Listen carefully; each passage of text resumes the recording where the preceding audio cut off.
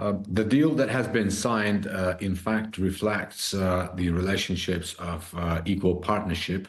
It's a deal establishing an investment fund that will work towards creating a prosperous and free Ukraine. And I would like to stress immediately that if we very carefully look at how this deal was commented on by the White House, we will see that there is a clear statement that it signals a clear commitment of the United States to a free, prosperous, and independent Ukraine. And that in itself is a strong sign that the United States will remain Ukraine's strategic partnership in this. And of course, I'd like to also stress that while Ukraine and the US are working very hard to achieve progress in this peace process, Russia continues to actually show an absolutely different position. They are attacking Ukrainian cities, just as you've said in your report. Odessa was the target of another drone attack. 2 people killed, more injured. So, we are hopeful and at the same time skeptical. On this deal, just this minerals deal that's just been signed, in your view, is it enough to act as a future security guarantee from the US to Ukraine?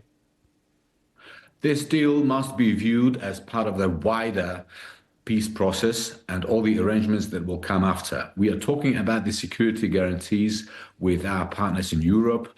And this deal, the purpose of this deal was not to actually, finalize all the arrangements going forward. But the fact that it's signed, it's been preceded by a very difficult negotiating process. We have made this deal better now. It's more equal. It's more about partnership.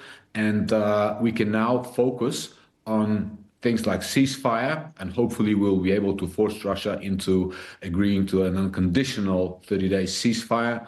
Does the signing of this deal make it more realistic that a ceasefire or a more permanent solution can be found or not?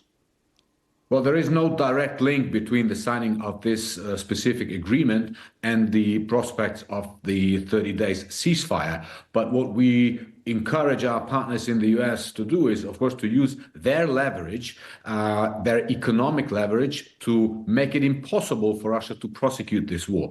And what we are hearing even today, that there is a motion in the Congress to impose 500% taxes on those countries, tariffs, on those countries who will be buying oil, for example, and other energy resources from Russia. That's a very welcome move. We'll see if that is passed.